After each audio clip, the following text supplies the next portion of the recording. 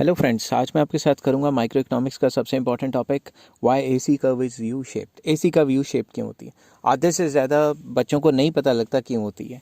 ठीक है, मैं ये कहता हूँ कि एसी कर्व यू शेप इसलिए होती है due to law of variable proportion. अब आप कहेंगे कॉस्ट अलग प्रोडक्शन अलग, उसका तो कोई लेना देना नहीं है। मैंने जब प्रोडक्शन के चैप्टर समझाए हैं उसमें कॉस्ट और प्रोडक्शन का रिलेशन अच्छे तरीके से समझाया है।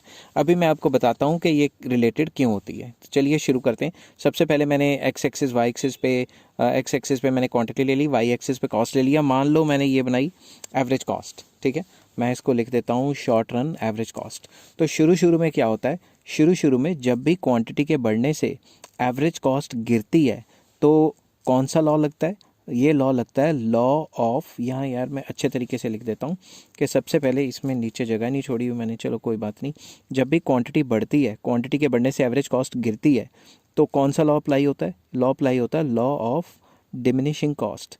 लॉ ऑफ डिमिनिशिंग कॉस्ट कहता है कि क्वांटिटी के बढ़ने से जैसे जैसे क्वांटिटी ज़्यादा बढ़ाओगे तो ये जो एवरेज कॉस्ट होगी वो गिरेगी, और ये जो एवरेज कॉस्ट गिरेगी इससे उल्टा लॉ कौन सा आता है? लॉ ऑफ प्रोडक्शन की टर्म्स में law of increasing returns. Law of increasing returns. तो जब भी law of increasing returns to a factor होता है ना, याद रखना, रिटर्न्स टू अ फैक्टर। तो जब भी law of increasing returns to a factor होता है तो कॉस्ट का लॉ डिमिनिशिंग होता है। तो कई बुक्स में आपको ऐसे लिखा होता है यहाँ पे कि ये इसलिए गिरती है क्योंकि लॉ ऑफ इंक्रीजिंग, मैं शॉर्ट फॉर्म लिख रहा हूँ, returns to a factor, to a factor.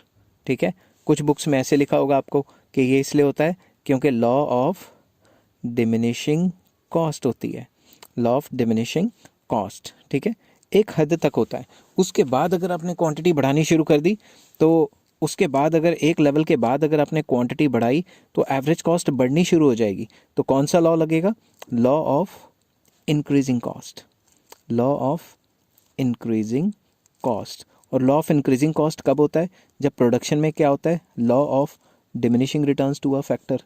तो मैं यहाँ लिख लेता हूँ law of diminishing returns to a factor. ऊपर भी टू अ फैक्टर लिख सकते हो आप। तो जब भी प्रोडक्शन में law of diminishing, short form लिख देता हूँ, रिटर्न्स आते हैं, ठीक है, तो हमेशा कॉस्ट जो है वो बढ़ती है। इसको हम लॉ ऑफ इंक्रीजिंग कॉस्ट भी कह सकते हैं, लॉ ऑफ इंक्रीजिंग कॉस्ट। मैंने शॉर्ट फॉर्म लिखी, आप पेपरों में शॉर्ट फॉर्म मत लिखना। ठीक है, तो अब अगर दिमाग से सोचो, शुरू में क्वांटिटी बढ़ती है तो एवरेज कॉस्ट क्या होती है? गिरती है, जिसको हम कहते हैं इंक्रीजिंग रिटर्न्स। ठीक है, जिसको हम कहते हैं इंक्रीजिंग रिटर्न्स। उसके बाद क्वांटिटी कुछ ज़्यादा ही बढ़ जाती है तो कॉस्ट बढ़ जाती है। इसको हम क्या कहते हैं? इसको हम कहते हैं डिमिनिशिंग रिटर्न्स। तो आपको ये मैंने बताया, increasing returns plus diminishing returns is law of variable proportion.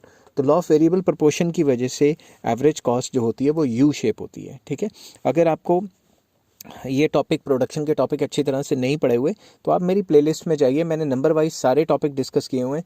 तो अगर आपको प्रोडक्शन अच्छे से समझ आता है तो कॉस्ट आपके लिए मिनटों का खेल है। ठीक है, आई होप ये वीडियो आपको पसंद आई होगी, और अगर पसंद आई हो तो please like, share and subscribe. Take care, have a nice day.